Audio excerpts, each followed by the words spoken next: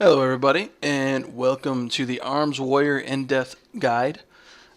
Here I will be talking about 4 specific things that will be damage rotation, burst, defensive abilities, and talents, what works for arms and what doesn't, and glyphs I personally use as an arms warrior. If you have any questions, please don't hesitate to ask, and please like, and subscribe. Okay, first we're going to start with the arms rotation. First, you start it with a charge.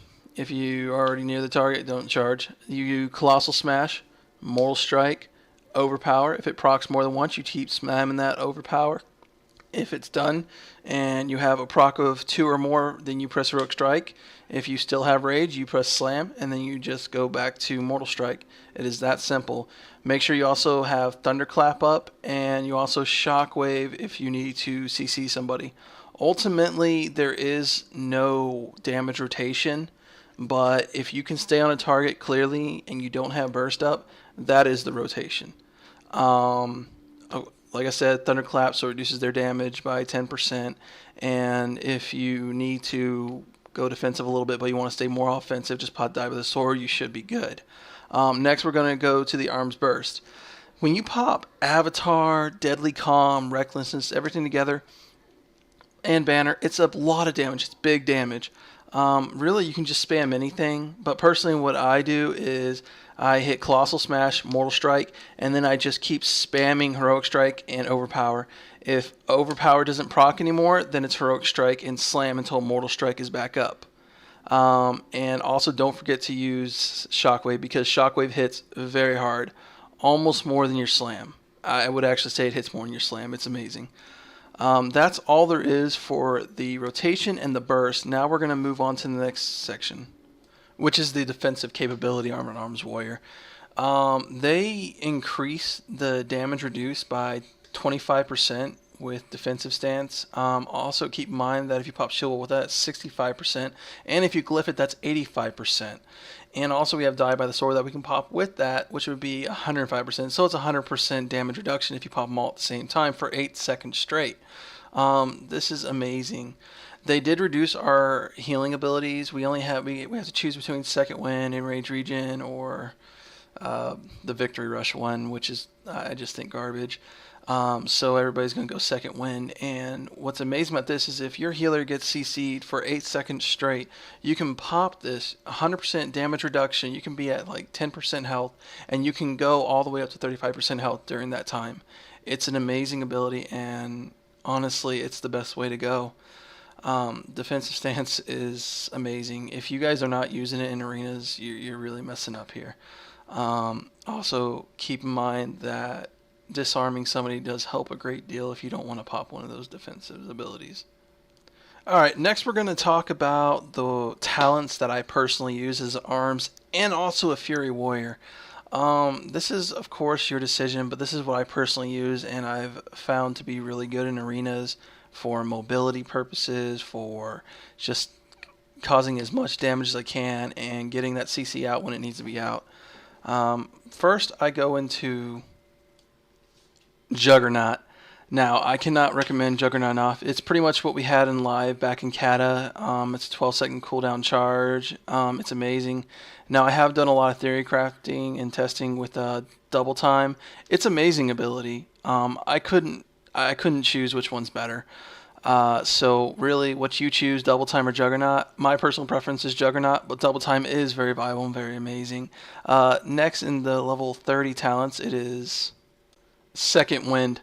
I have done a lot of testing. Enrage Regen doesn't heal for that much in this time right now.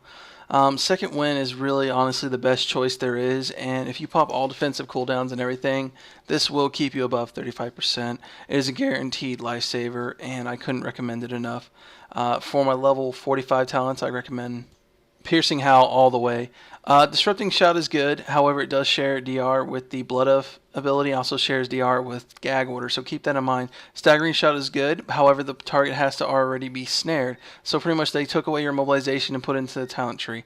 Piercing Howl, they buffed it. It now increases the snare duration by 15 seconds instead of 6, like it originally did. So Piercing Howl mass AoE snare is just an amazing ability, and honestly, I couldn't recommend it enough. For the level 60 talents, I would highly recommend Shockwave. They took away our throwdown, so we have no stuns or anything.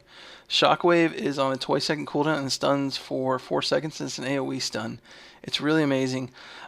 Some warriors will go with Dragon Roar. It does do good damage, but it's only up every 1 minute, and right now we need control, not damage. We got damage. Blaze Storm is more for padding the meters and BGs.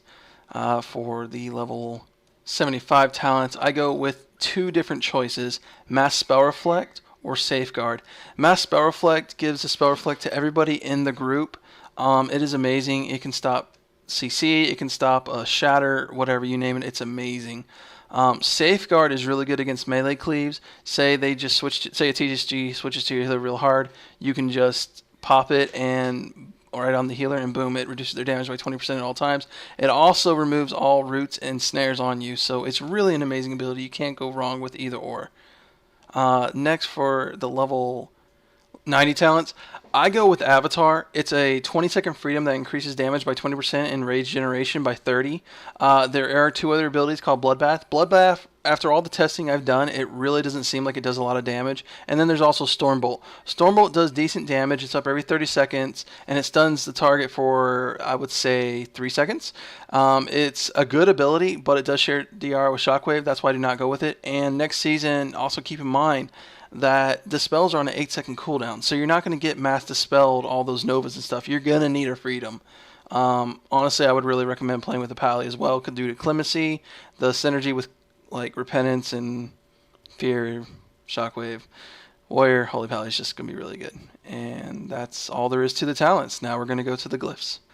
Alright guys, for glyphs, I personally go with the Colossal Smash glyph, because this puts on weak Sunder Armor effect, which reduces armor by 12% total. I also use the Glyph of Death from Above, so it makes my Heroic Leap a 30-second cooldown instead of a 45.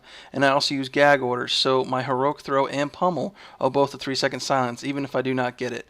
If you were going to switch anything out, I would recommend it would be the Colossal Smash one, and I would replace it with the Shield Wall, which increases its damage reduction by 20%, so it's 60%.